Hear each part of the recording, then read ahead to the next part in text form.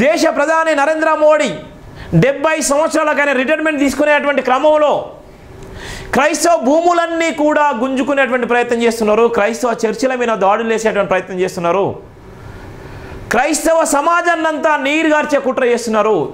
Example Rama మందిర నిర్మాణమే చూసుకోండి. రామ మందిర నిర్మాణం ఎక్కడి నుంచి వచ్చిందో చూసుకోండి. రామ మందిర నిర్మాణంలో ఏ విధమైనటువంటి జోక్యం చేసుకున్నారో కేంద్ర ప్రభుత్వం చూసుకోండి. రామ మందిర నిర్మాణంలో ఏ విధమైన పాత్రను చేసిందో అర్థం చేసుకోండి.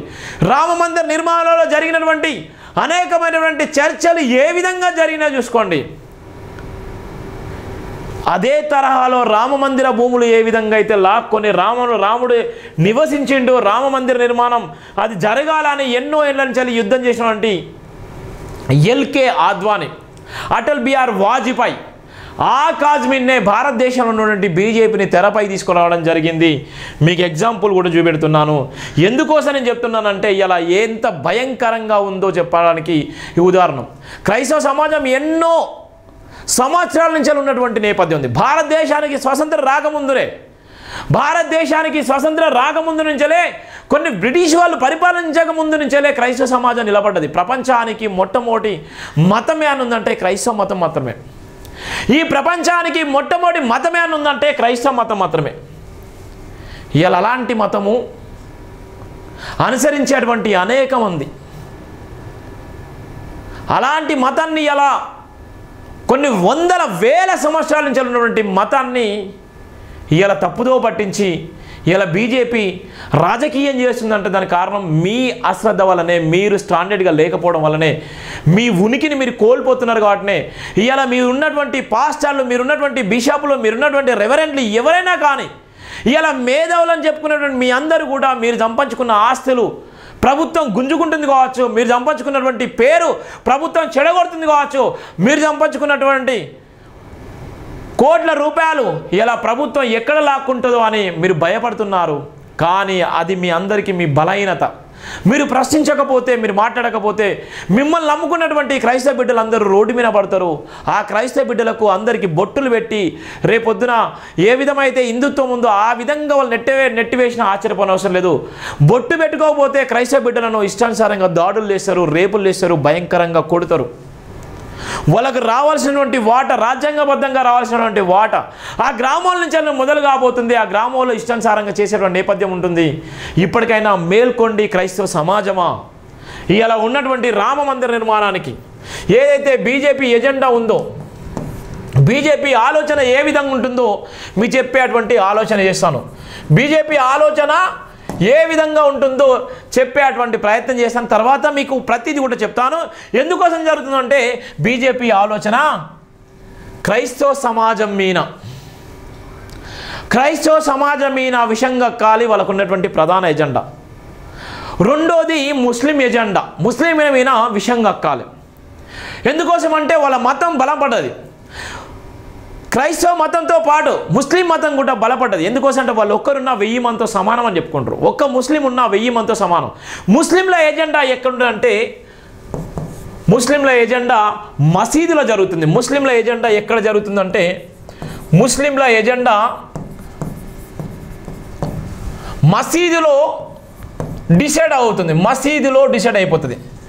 ఒకవేళ నిజంగా క్రైస్తవ సమాజం ఎక్కడైతుందంటే చర్చిలో డిసైడ్ అవుతుంది. చర్చిలో వీళ్ళు మాట్లాడుకుంటారు, చర్చిలో డిసైడ్ అయిపోతుంది. ఇక్కడ ఉన్నటువంటి క్రైస్తవ సమాజం, ఇక్కడ ఉన్నటువంటి ముస్లిం సమాజం. మరి బీజేపీ ఆలోచన ఏ విధంగా ఉంటుందంటే బీజేపీ ఆలోచన అనేకమైనటువంటి హిందూ మందిరాల, హిందూ టెంపుల్స్ ఏదైతే హిందూ టెంపుల్స్ ఉంటాయో హిందూ టెంపుల్స్లో వీళ్ళ ఎజెండా ఉంటుంది. ఇలా ఉన్నటువంటి నేపథ్యంలో బీజేపీ ఆలోచన ఎక్కడుంటే హిందూ టెంపుల్స్లలో మొదలవుతుంది. హిందూ టెంపుల్స్ మీద వాళ్ళు యుద్ధం ఎవరి మీద చేయాలి? అక్కడ ఉన్నటువంటి రాముడు, శివుడు, అనేకమైనటువంటి దేవుళ్ళ మీద వాళ్ళు పరిశోధనలు చేసి వాళ్ళు రాసినటువంటి ఏదైతే గ్రంథం ఉందో, ఏదైతే భగవద్గీత ఉందో, అరే అక్కడ భగవద్గీతను, బైబిల్ను, ఖురాన్ అవి తీసుకురా ప్రకాష్, నేను మీకు అన్నీ చూపెడతాను. ఆ 3 గ్రంథాలు తీసుకురా. నేను ఎందుకు చెప్తానంటే ఇవన్నీ ఈ దృష్టిలో పెట్టుకొనే ఇలా బీజేపీ ప్రీ ప్లాన్గా చేస్తున్నటువంటి నేపథ్యంలో ఇవాళ ఉన్నటువంటి కుంభమేళను తెరపై తీసుకొచ్చి కుంభమేళ ఎన్ని సంవత్సరాలు? 140 సంవత్సరాల చరిత్ర కలిగినటువంటి 140 సంవత్సరాలకు ఒకసారి వస్తుందంటే కుంభమేళ. కుంభమేళ సంబంధించిన అంటే 140 సంవత్సరాలకు ఒకసారి కుంభమేళ వస్తుంది. ఈ కుంభమేళలో నిజంగా మనం పాల్గొంటే, ఈ కుంభమేళలో మనం పుణ్యస్నానాలు వేస్తే మనకు పట్టినటువంటి దరిద్రం అంతా పోతుంది, మన పాపాలన్నీ పోతాయని చెప్తున్నటువంటిది కుంభమేళ. దానికోసం దేశ ప్రధాని, దానికోసం వివిధ రాష్ట్రాల ముఖ్యమంత్రులు, దానికోసం సెలబ్రిటీలు, దానికోసం బిజినెస్ మ్యాన్లు, సబ్బండ కులాలు, సబ్బండ వర్గాలు, మతాలకు అతీతంగా కుంభమేళలో పాల్గొన్నారు. కుంభమేళలో పాల్గొన్నటువంటి సందర్భాలు మనం సుమారుగా ఎన్ని రోజులు జరిగింది ఆ కుంభమేళ? 140 కోట్ల జనాభా, 140 సంవత్సరాల తర్వాత వస్తున్నటువంటి కుంభమేళ. ఎవరు చేశారు ఇది? ఎవరు చూశారు ఇది? ఎక్కడి నుంచి వచ్చింది వాళ్ళ ఆలోచన? ఏ విధంగా ఈ ప్రపంచంలో ఉన్నటువంటి వ్యక్తులు, భారతదేశంలో ఉన్నటువంటి జనాభా అంతా ఎటువైపు వెళ్ళు? హిందుత్వం వైపు వెళ్ళిపోయడం జరిగింది. ఈ సందర్భంలో వాళ్ళు ఏం చేశారు? వాళ్ళ ఎజెండా ఏంది? ఈ తరుణంలో ఉన్నటువంటి నేపథ్యంలోనే ఇక్కడ ఉన్నటువంటి భారత రాజ్యాంగాన్ని కూడా దృష్టిలో పెట్టుకున్నారు. భారత రాజ్యాంగం ఎవరిని గౌరవిస్తుంది? అన్ని మతాలను. ఇక్కడికి వచ్చేసరికి భారత రాజ్యాంగం ఎవరు రాశారు? భారత రాజ్యాంగం బాబాసాహెబ్ అంబేద్కర్. బాబాసాహెబ్ అంబేద్కర్ రాసిన రాజ్యాంగం ఇది. అందరికి సంబంధించింది భారత రాజ్యాంగం. ఇది ప్రధానమైన ఎజెండా.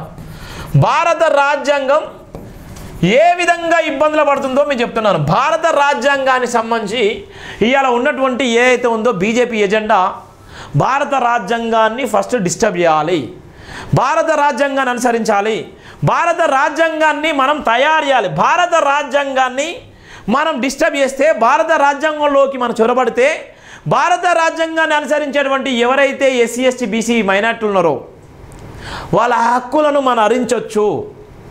వాళ్ళ హక్కులను కాలరాసినప్పుడు వాళ్ళు ప్రశ్నించేటువంటి గొంతులు ఆగిపోతాయి, వాళ్ళు భయభ్రాంతులకు గురి అయిపోతారు అన్నటువంటి ప్రధాన ఎజెండా.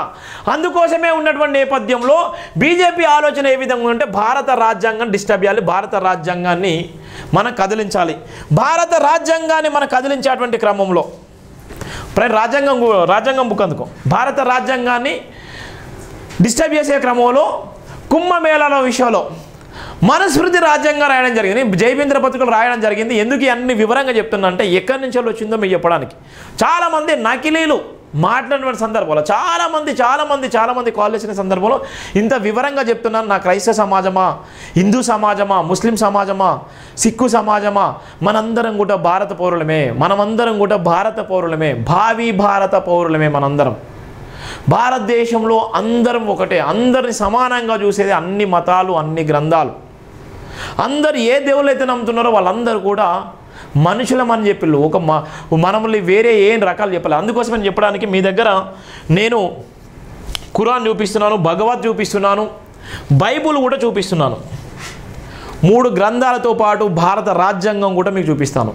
నేను ఎందుకు ఇవన్నీ చూపిస్తున్నాను అంటే నిజమైనటువంటి డిమాండ్ ఏదైతే మనం చెప్పాలనుకుంటున్నామో, ఏదైతే చేయాలనుకుంటున్నామో అవి నిజంగా చెప్పాలి. చెప్పకపోతే జనమంతా తప్పుదో పట్టేటువంటి ప్రమాదం ఉంది.